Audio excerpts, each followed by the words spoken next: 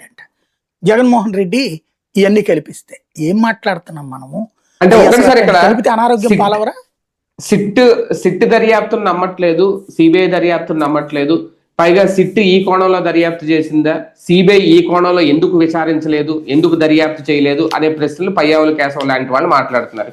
అయితే ఇక్కడ నిన్న ఈ మహా ప్రెస్ మీట్ లో 3 పార్టీలకు సంబంధించి కొన్ని అనుమానాలు రేజ్ చేస్తూ అప్పట్లో ఈవీగా ఉన్నప్పుడు ధర్మారెడ్డి, లేదంటే చైర్మన్ గా ఉన్న వైవి సుబ్బారెడ్డి, వీళ్ళను కూడా దోషులు చేసే ప్రయత్నం, అంటే రాజకీయ కోణంలో రాజకీయంగానే ఇప్పుడు అరెస్టులు, రాజకీయంగానే దీని మీద విచారణ, రాజకీయంగానే దీని మీద శిక్షలు ఉండబోతున్నాయా? ఆ యాంగిల్లో నిన్న ప్రెస్ మీట్ కనిపించింది. అంటే వీళ్ళు ప్రయత్నించింది సిట్టు వీళ్ళు కోరుకున్నట్టు చేయాలనుకున్నారు.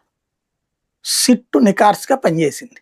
కేంద్ర ప్రభుత్వంలో మందే ఉంది కాబట్టి అట్లా వేసేద్దాం అనుకున్నారు వాళ్ళు. అక్కడ కేంద్ర ప్రభుత్వం హిందూ ధర్మ పరిరక్షణ కోసం ప్రయత్నించే ప్రభుత్వం.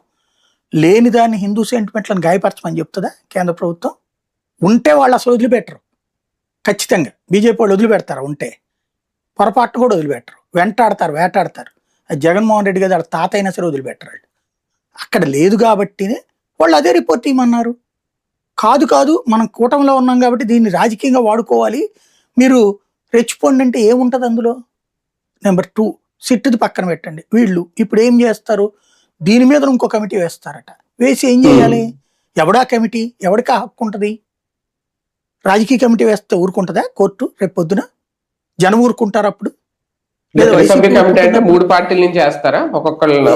కాదు, అది నేను అనుకోవడం ఏకసభ్య కమిషన్ అన్నారు.